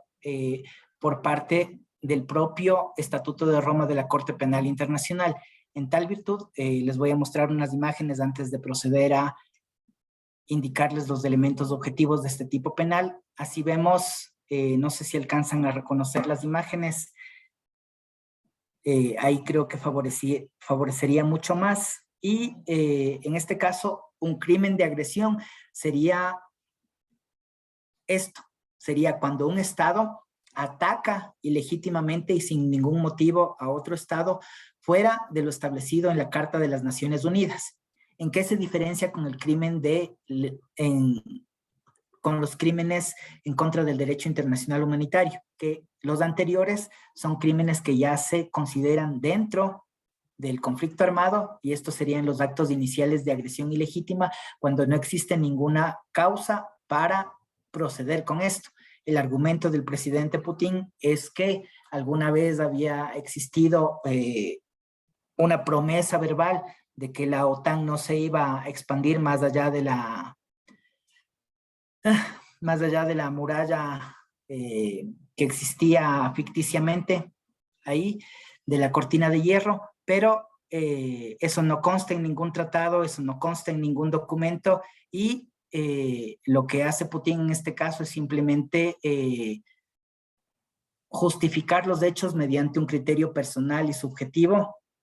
impidiendo o atacando a la soberanía de otro Estado, como en este caso es Ucrania. Este crimen o esta conducta tuvo bastante conflicto en las Naciones Unidas y ningún Estado quería considerarlo como delito, en especial los grandes estados, porque se señalaba que esto les podría traer problemas a futuro. Es así que, pese a que el Estatuto de Roma fue aprobado en el año de 1998, el crimen de agresión no fue incorporado oficialmente al Estatuto de Roma hasta el año 2010, cuando, por la insistencia de los organismos internacionales, se reformó y se incluyó este crimen que ya estaba en el listado, y se estableció que corresponde al uso de las Fuerzas Armadas por un Estado contra la soberanía, la integridad territorial o la independencia política de otro Estado, o en cualquier otra forma incompatible con la Carta de las Naciones Unidas. ¿Qué quiere decir? Que no se pueden atacar bases militares, puertos o cualquier situación o cualquier base estratégica de un Estado por parte de otro de manera injustificada, y si se lo hace, estaríamos ante este crimen de agresión. A continuación, tenemos lo que son los crímenes o delitos de lesa humanidad. En este caso, igual procedo a indicarles de algunas imágenes previamente. Ustedes pueden apreciar a Pinochet, que se mantuvo por varias décadas al frente de Chile. En este caso, tenemos una de las masacres que se realizó en el Estadio Nacional de Chile. ¿Y cuál es la diferencia, por ejemplo, de esta masacre con el genocidio? Porque ambos podrían ser considerados, o en efecto son considerados como crímenes en masa, son considerados como masacres cometidas por el Estado mediante un uso abusivo de la fuerza. Son actos claros de abuso de poder. En este caso, se puede decir que los crímenes de lesa humanidad no son cometidos en contra de un grupo protegido como tal por el derecho internacional de los derechos humanos, no son cometidos en contra de combatientes dentro de un conflicto armado, sino que son cometidos contra la población civil en general. Entonces aquí radica que las víctimas en este caso y en otros casos no correspondían a una misma categoría étnica, en algunos casos ni siquiera correspondían a una misma categoría nacional, no correspondían a una misma religión, profesaban diferentes religiones, diferentes concepciones políticas inclusive, porque en las dictaduras no únicamente se ha procedido con violaciones de derechos humanos a opositores de izquierda, sino que inclusive en algunos casos se ha procedido con ejecuciones extrajudiciales a sus propios coidearios o copartidarios con los cuales tuvieron alguna diferencia o personas que simplemente representaban un peligro para esos regímenes dictatoriales. Aquí tenemos otro caso de crímenes de lesa humanidad que ha sido calificado así por parte de organismos internacionales, que es en Venezuela. Aquí tenemos los casos de la dictadura chilena y acá abajo a las madres de Plaza de Mayo que reclamaban por sus hijos y por sus nietos igual en la década de los años 70 y 80 y que todavía siguen juzgándose en Argentina, aquí en el Ecuador y en varios países del mundo, porque como les digo, estos crímenes, estas conductas son imprescriptibles y existen documentos internacionales como la Convención Internacional sobre la Imprescriptibilidad de Crímenes de Guerra y de Lesa Humanidad que avalan este juzgamiento. Los crímenes de lesa humanidad se encuentran establecidos a nivel interno en el Estatuto de Roma y en el artículo 89 del Código Orgánico Integral Penal y corresponden a un ataque que tiene que ser sistemático o generalizado. Puede ser también un ataque sistemático o generalizado en contra de la población civil, como ya les señalé, y con conocimiento pleno de dicho ataque. Además, como ustedes saben, tienen que existir sujetos activos calificados, en este caso, es decir, que sea cometido por agentes estatales y o personas que actúen con su aquiescencia. Como ataque, se considera a la acción que corresponden a subconductas como ejecuciones, torturas, desapariciones, apartheid, entre otros, y llega a ser generalizado cuando existe un amplio número de víctimas, pero también puede considerarse un crimen de lesa humanidad cuando este es sistemático, es decir, que ha sido organizado a través de una línea de conducta establecida en una política pública o en acciones o disposiciones concretas de parte de los estados. En este caso, estaríamos ante la Comisión de Crímenes de Lesa Humanidad. Sí se puede verificar esta sistematización y esta organización de parte del Estado. Esto quiere decir que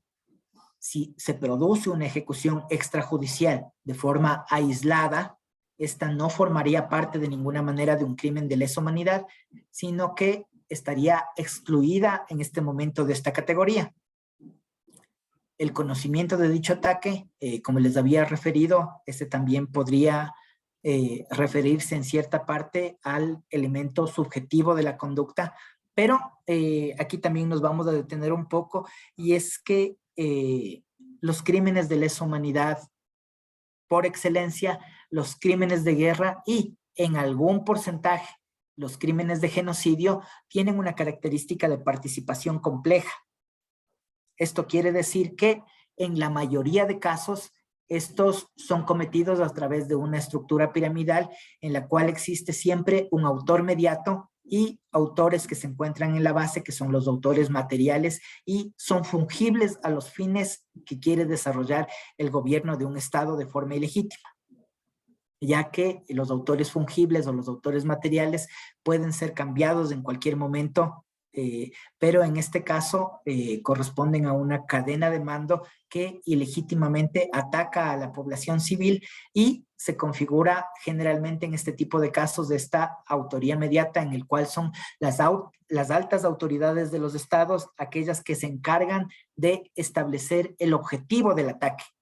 Por ejemplo, pudiera ser que se mate o que se acabe con todos los sindicalistas, y son los autores que se encuentran en la parte baja de la pirámide los que ejecutan la acción, y puede ser que algunos lo hagan mediante ejecuciones, otros mediante torturas, otros mediante desapariciones, y ese es el conocimiento del ataque que se tiene por parte de la cabeza de la pirámide, por parte de las altas autoridades nacionales, y obviamente también existe una división en cuanto al conocimiento del ataque por parte de los autores fungibles, quienes están conscientes que están violando doblemente sus obligaciones porque primero están cometiendo un acto ilícito y en segundo lugar ellos tienen la obligación de proteger a todos los ciudadanos en cualquier circunstancia. Finalmente, tenemos una categoría especial mucho más nueva del derecho internacional de los derechos humanos y del derecho penal internacional, el cual corresponde a los casos de graves violaciones de derechos humanos. Pero ahorita que me acordé, y volviendo a la pregunta del compañero de cárceles, ¿ya? En este caso nos había referido y nos había preguntado que si se podría considerar como un crimen de lesa humanidad las matanzas ocurridas en las cárceles en el año pasado y en el presente año. Y en este caso, de acuerdo a los elementos objetivos de este tipo penal, de este crimen internacional, vemos que eso no es posible porque no contamos con la participación de agentes estatales o personas que actúen con su aquiescencia. Tendría que demostrarse que quienes produjeron y fueron los autores materiales de esas masacres cumplían órdenes, tenían la aquiescencia, tolerancia y estuvieron organizados con agentes estatales, y esto sería con los más altos agentes estatales, presidente, ministros, jefes de las Fuerzas Armadas, de la Policía Nacional, y que así se organizó el ataque. Esa sería la única posibilidad para que esos crímenes puedan ser considerados como lesa humanidad. Pero en este caso, la generalidad o la masividad de víctimas no corresponden necesariamente ni a un crimen de lesa humanidad ni a un crimen de genocidio, porque del conocimiento que tengo, que imagino que es común al que tiene la mayoría de ustedes, estos hechos se produjeron por parte de otros sujetos activos no calificados, y si bien es cierto que puede ser que funcionarios de Policía Nacional, que funcionarios del Servicio Nacional de Atención Integral, es decir, los guías penitenciarios, hayan sido los que favorecieron la entrega de esas armas, ahí estamos claramente ante una cuerda separada. Ante una cuerda separada, y a menos que, como les digo, se pudiese probar o demostrar, esto es totalmente un hipotético, incluso creo que tal vez no consentido, no lo sé, de que fueron las más altas autoridades los que lo organizaron, solo en ese caso podría ser como un crimen de lesa humanidad. Si no, únicamente se configura como un asesinato con todas las agravantes que pueda tener, y obviamente adquiere la obligación de que sea investigado a través de las normas especiales que establece el Protocolo de Minnesota y otros instrumentos y estándares internacionales de derechos humanos. A continuación tenemos esta categoría que es novísima, totalmente nuevo, que son los crímenes de graves violaciones a los derechos humanos, que corresponden a aquellas conductas descritas en algunos de los otros tipos penales que ya vimos, pero que de ninguna manera tienen un contexto, es decir, que se cometen de forma aislada. En este caso encontramos por excelencia, si pueden apreciar, al caso Fibec, ¿ya? Que es un caso que inclusive está sentenciado, existe una sentencia condenatoria en este caso, y fue sancionado como un caso de graves violaciones a los derechos humanos. Es el primer caso en el Ecuador en el cual se estableció la existencia de cosa juzgada fraudulenta, ¿ya? Porque la jurisdicción policial que operó en este caso tuvo una actuación que no tuvo otro objetivo de sustraer a los responsables de sus verdaderas responsabilidades, y en un juzgamiento que se hizo luego de una investigación, que es de los pocos casos que yo conozco en los cuales se aplicó el Protocolo de Minnesota, se pudo determinar la participación de agentes policiales. Si alcanzan a ver a la persona con una gorra, él es un ex agente policial que en este caso actuó con la aquiescencia o tolerancia de los otros actores de la fuerza pública, y este fue un caso aislado. Esto quiere decir que no fue un ataque generalizado, pese al número de víctimas en este caso. No fue un ataque sistemático porque no fue organizado desde las más altas autoridades del Estado. No implicó una línea de conducta basada en una política pública, lo cual sí ha ocurrido en otros casos. Y así tenemos que los casos de graves violaciones a los derechos humanos corresponden a todos los casos de ejecuciones extrajudiciales, extralegales, sumarias o arbitrarias. En este caso, se establece el término de ejecución legal en primera instancia, porque como les había señalado al inicio de la exposición, los países en los cuales está eliminada la pena de muerte no pueden aplicarla de ninguna naturaleza. Entonces, en ese caso sería extralegal. Puede ser extrajudicial en aquellos casos en los cuales se pudiese contemplar la pena de muerte, pero que esta ejecución se la realice fuera del proceso o dentro del proceso, pero violando el debido proceso. Sumaria, porque se la realiza en muchos casos de forma inmediata. Son los mismos funcionarios encargados de hacer cumplir la ley los que deciden terminar con la vida de una persona y no cumplir con su obligación de llevarlo ante las autoridades competentes para que ellos determinen lo pertinente. Y arbitrarias, obviamente, porque se realiza un uso abusivo y arbitrario de la fuerza y de las armas de fuego fuera de las normas establecidas para el efecto. En todo caso, a nivel internacional, pese a las sutiles diferencias de los calificativos, se entienden como sinónimos ejecuciones extrajudiciales, extralegales, sumarias o arbitrarias, sea cualquiera la denominación que se ocupe en estos casos. En todos estos casos ya sabemos a qué se refiere. También tenemos los casos de torturas, los casos de desaparición forzada de personas y los casos de detenciones ilegales y arbitrarias, que estos tienen un pequeño matiz que ya lo vamos a ver. Pero aquí vamos a regresar un poco, ¿ya? Había preguntado otro de los compañeros cuál es la diferencia entre una ejecución extrajudicial y una extralimitación en la ejecución de un acto de servicio. Creo que se refería al artículo 294 del Código Orgánico Integral Penal, el cual establece como protegidos los derechos a la vida y los derechos a la integridad y establece sanciones para aquellos funcionarios de la fuerza pública que, excediendo sus actividades, terminen o atenten contra la vida de una persona, y en ese caso se establece una pena y se establecen las penas de las lesiones para los casos en los cuales la extralimitación atente contra la integridad física. Ahora bien, ¿cuál es la diferencia entre estos dos tipos penales? En primera instancia, este es un criterio personal mío, particular mío, pero que proviene de la lectura de los instrumentos internacionales, y esto quiere decir que la actuación de las fuerzas del orden, la actuación de los funcionarios encargados de hacer cumplir la ley, o es legítima o no es legítima de ninguna naturaleza.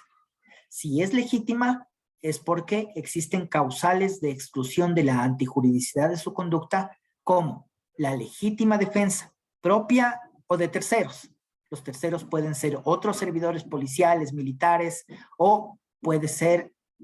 personas que pertenecen a la sociedad civil. O que existe el uso de la fuerza o armas de fuego en otra causal de exclusión de la antijuridicidad, en otra causa de justificación que se conoce como cumplimiento legítimo del deber.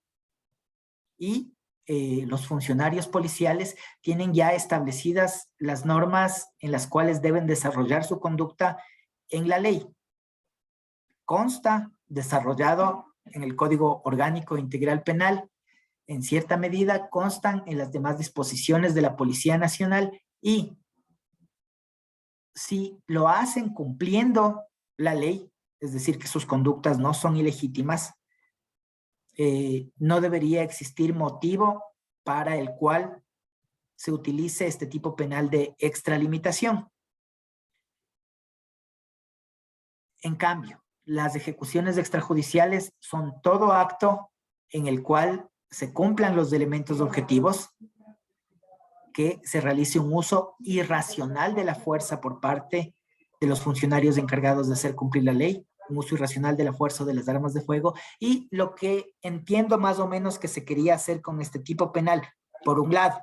les cuento la primera parte, es tratar de tipificar como una categoría autónoma el exceso de legítima defensa, ¿ya? Por un lado. Pero en efecto de las actas de discusión del COIP, lo que se quería y se pretendía por parte de algunos asambleístas que fungieron previamente como militares o como policías es que no se tome en cuenta instrumentos internacionales de derechos humanos. Y me refiero a, y me puedo hacer esta afirmación tan fuerte porque he leído, he revisado las actas de redacción del COIR y se establece que de una manera muy ligera por parte de estas personas que fungían como asambleístas, que la única solución para controlar la delincuencia es la mano dura. Pero esto no es así de ninguna manera, la fuerza es para utilizarse, ya lo veremos mañana, pero existe un momento pertinente para ellos. Y todos los casos que estén alejados de este uso de la fuerza racional, lógico, preciso, en un momento determinado pueden llegar a constituir violaciones a los derechos humanos. Entonces, cuando una persona es torturada, no se puede decir que el primer toletazo es legal y el segundo no es legal, o que en uno se extralimitó y en otro no. Para mí, de la lectura de los instrumentos internacionales, este tipo penal atenta contra la investigación y favorece la impunidad en cierta medida, porque de acuerdo a criterios internacionales establecidos por la Corte Interamericana de Derechos Humanos y por el Tribunal Europeo de Derechos Humanos, los estados tienen la libertad para sancionar estas conductas. Esto quiere decir que si por algún motivo yo no tengo tipificado el delito de ejecución extrajudicial o el delito de torturas en mi legislación, yo tengo la potestad de sancionar a quienes violaron los derechos humanos con este nomen juris internacional a través de otras conductas similares que sí estén tipificadas en los estados. Esto quiere decir que el nomen juris puede variar y, por ejemplo, un asesinato puede ser utilizado para condenar una ejecución extrajudicial en aquellos países en los cuales no existe el tipo penal como tal, porque lo que interesa a este caso son los elementos objetivos. Y en este caso tenemos una persona que mata a otra y eso generalmente es sancionado mayormente en los países como homicidio y en otros como asesinato y en algunos ya como ejecuciones extrajudiciales. Entonces, este tipo penal atenta a lo que establece una sentencia de la Corte Interamericana de Derechos Humanos que reconoció la existencia de estas violaciones de forma aislada, que es la sentencia del caso Barrios Altos versus Perú. Esta sentencia en su párrafo 41 nos expresa claramente que, y esta parte es importantísima, por eso es la única parte que me he permitido copiar textualmente y que les voy a dar lectura. Esta Corte considera que son inadmisibles las disposiciones de amnistía, las disposiciones de prescripción y el establecimiento de excluyentes de responsabilidad que pretendan impedir la investigación y sanción de los responsables de las violaciones graves de los derechos humanos, tales como la tortura, las ejecuciones sumarias, extralegales o arbitrarias y las desapariciones forzosas, todas ellas prohibidas por contravenir derechos inderogables reconocidos por el derecho internacional de los derechos humanos. En este caso, vemos que aquí se llama la analogía, ¿ya? Este no es un instrumento internacional, pero establece el norte de interpretación de los instrumentos internacionales vigentes y establece en atención con otro instrumento internacional que es la Convención de Viena sobre Derechos de los Tratados, que señala claramente que los estados no pueden negarse de ninguna manera al cumplimiento de sus obligaciones internacionales, incluso cuando sus normas locales, sus disposiciones legales internas estén en contra. Si el estado se compromete a nivel internacional a realizar cualquier acción en favor de los derechos humanos, a protegerlos o a investigar, procesar, juzgar y eventualmente sancionar estas violaciones, tiene que hacerlo. Entonces, me parece bastante complejo que un caso solo llegue a configurarse como un caso de extralimitación en la ejecución de un acto de servicio y no como una ejecución o una tortura, porque de acuerdo a lo que establece la Corte Interamericana de Derechos Humanos, si bien es cierto que los estados tenemos potestad, soberanía en esto, para ejercer nuestra jurisdicción debe ser con una pena más o menos similar, y si existe una distancia entre la pena de una ejecución extrajudicial o la pena del delito de extralimitación en la ejecución de un acto de servicio. Y creo que llegamos hasta esta parte el día de hoy. Entonces, los minutos que faltan, no sé si procedemos con unas 3 o 4 preguntas, si es Sí, que las hay. doctor, muchísimas gracias. A ver, tenemos una pregunta que dice, en cuanto a la ejecución de la pena en caso de beneficios penitenciarios, una vez remitida la ejecución por parte del Tribunal Penal Internacional, ¿sería competencia de los jueces nacionales concederlas?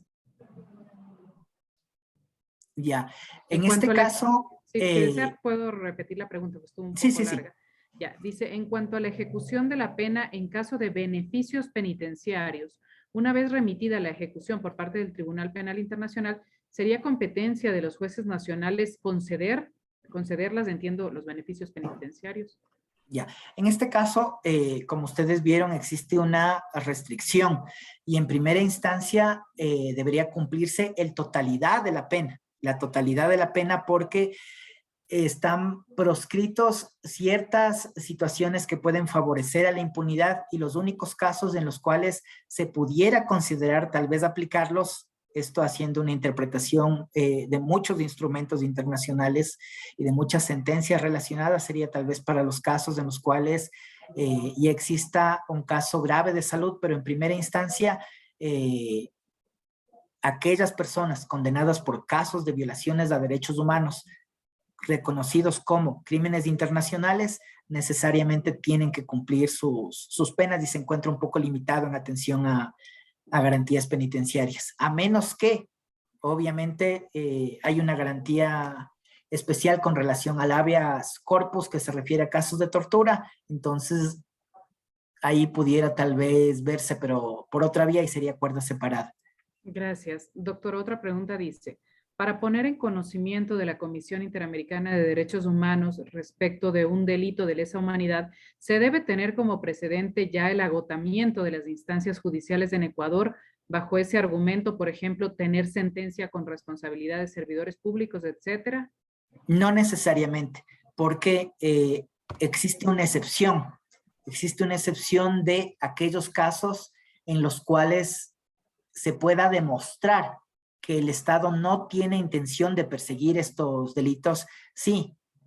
se demuestra argumentativamente en primera instancia y luego se tiene la posibilidad de encontrar las pruebas de que un Estado no quiere o no desea investigar cualquiera de estos casos, no solo lesa humanidad, sino crimen de guerra, crimen de agresión, genocidio, cualquier caso de violaciones a los derechos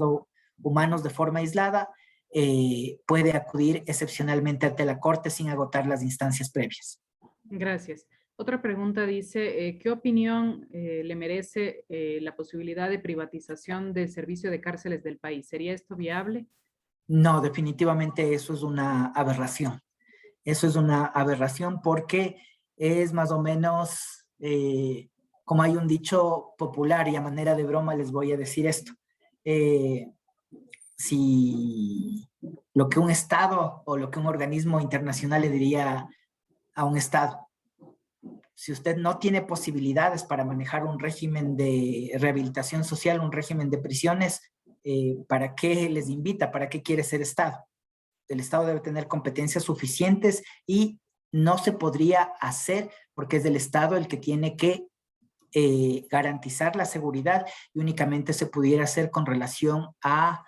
limpieza, comida u otras cosas. Entonces, en este caso no es recomendable ni estaría bien este servicio de privatizar. Lo que tendría que hacer el Estado es capacitar de mejor manera a los agentes penitenciarios, formarlos, no en 2, en 3 meses, porque esa formación no les es suficiente para eso, dotar de mayores recursos y subirles el sueldo a las personas para que no caigan en la tentación de actos de corrupción y procedan con ingresar armas o cualquier otra cosa prohibida en las cárceles, que es bastante común. Entonces esa sería la solución. Yo definitivamente no estoy a favor de la privatización de las prisiones. Gracias, doctor. Otra pregunta dice, ¿qué piensa de las amnistías concedidas al terminar los conflictos internacionales? ¿La víctima quedaría burlada? ¿Se generaría impunidad?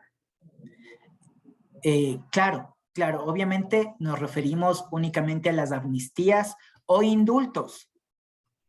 emitidos en casos de graves violaciones a los derechos humanos que constituyan delitos internacionales, como les he señalado. Si existe algún otro tipo de delito, sí puede darse la amnistía. ¿ya? Pero en estos casos está totalmente prohibido. ¿Y cuál sería el efecto de otorgar estas amnistías? El efecto es que las víctimas, al sentirse burladas, como señala el compañero o compañera, tendrían el derecho de reclamar ante un organismo internacional y el organismo internacional sancionaría al Estado que dicte esos indultos, esas amnistías anticonvencionales porque violan las convenciones internacionales de derechos humanos, y se condenaría como medida de reparación al Estado que lo hiciera a que investigue nuevamente esos casos, o si ya existió una sentencia condenatoria ejecutoriada y no existe ningún recurso, a que se cumpla la pena correspondiente. Gracias. La última pregunta dice, ¿quiénes son las personas encargadas de investigar los casos catalogados en el derecho internacional como delitos de lesa humanidad? Ya, a nivel interno, y como les señalé, esta es una obligación primaria de los estados a nivel interno en el Ecuador. Estos casos son investigados por la Fiscalía General del Estado. ¿Ya? La Fiscalía General del Estado se encuentra dividida en unidades y existe una unidad especializada en derechos humanos que es una unidad sui generis porque está a cargo de una dirección administrativa, que es la Dirección de Derechos Humanos, y son estas fiscalías especializadas en derechos humanos las que en primera instancia investigan este tipo de casos. No obstante, por factores de favorabilidad en las investigaciones, algunas de estas son delegadas de manera excepcional a algunos fiscales que se encuentran más cerca de los lugares de comisión de los hechos, y así favorecer un ahorro de recursos. Porque las fiscalías especializadas en derechos humanos, en efecto, solo existen 6 aquí en la ciudad de Quito y 1 en la ciudad de Cuenca. Gracias. La Escuela de la Función Judicial le agradece, doctor Gustavo Villamarín, por su destacada conferencia del día de hoy. A los participantes les esperamos el día de mañana, jueves 21 de julio, a la misma hora, 3 de la tarde, para continuar con la segunda videoconferencia de este curso, donde se desarrollará la temática Marco Jurídico Internacional, normas relacionadas con el respeto a los derechos humanos, normas relacionadas con el adecuado uso de la fuerza y con el deber de investigar. Nuevamente reiterarles que si tienen inquietudes o preguntas pueden escribir al correo escuela.judicial@funcionjudicial.gov.es. El link de registro de asistencia se copió durante todo el evento en el chat Zoom. Si alguien no ha registrado su asistencia, todavía lo puede hacer hasta las 17 horas. Con esto damos por concluido el evento del día de hoy y procedemos al cierre de la sala. Muy buenas tardes, doctor, y muy buenas tardes a todos. Buenas tardes con todos y buenas tardes con todas. Muchas gracias a ustedes.